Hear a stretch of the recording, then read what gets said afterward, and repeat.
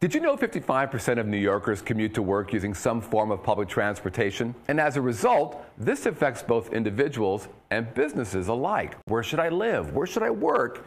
And where can I find a good cup of coffee without walking halfway around the world? And because people are only willing to travel so far to a grocery store, a movie theater, or a restaurant, these types of questions can and should influence a business as well. Now, of course, most online mapping tools and GPS or navigation apps can tell you how to get from point A to point B. But what if I'm interested in potential? In other words, if I'm here, where can I go? And how long will it take? Well, the folks at Urban Mapping have come up with an answer. An application demonstrating how far one can travel by foot or public transit over a fixed period of time, also known as an isochrone. And that application is called Travelshed. Now, leveraging data directly from the MTA as well as data from OpenStreetMaps, Travelshed gives you a view of what's possible given a particular location and the amount of time you have available. Let's take a look. When you start using Travelshed, you can either click on the map or type in an address to begin.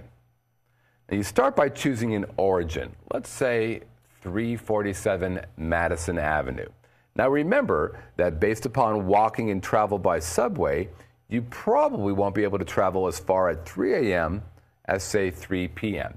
You adjust your start time with this slider right here. We'll start at say 9 a.m. Now down here we can adjust our trip duration. Anywhere from 30 minutes all the way up to 90 minutes, for example. Let's go back to 30. We'll display intervals, we'll display labels, and we'll generate our Travelshed. There we go. Now what you're seeing here, this is pretty cool. The red area, that area shows how far I can travel in 15 minutes. The orange area shows me how far I can travel in 30 minutes. Now watch this.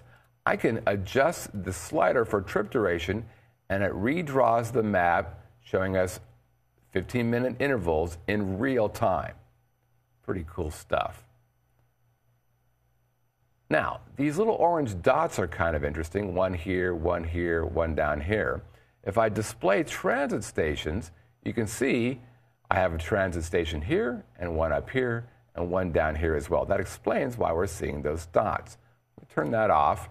And let's say I want to start a new Travelshed from a new center location, like down here. I just click the map and generate a Travelshed. And it will recenter the Travelshed for that new location. There it is. Now you might want to take this information and aggregate the statistics, theoretically, to see how many coffee shops you can reach within a 27-minute period. Now this is all possible via a platform called Mapfluence, which enables enterprise markets and developer communities to easily build geospatial applications on a solid foundation with access to a rich catalog of on-demand data. And that's where you come in.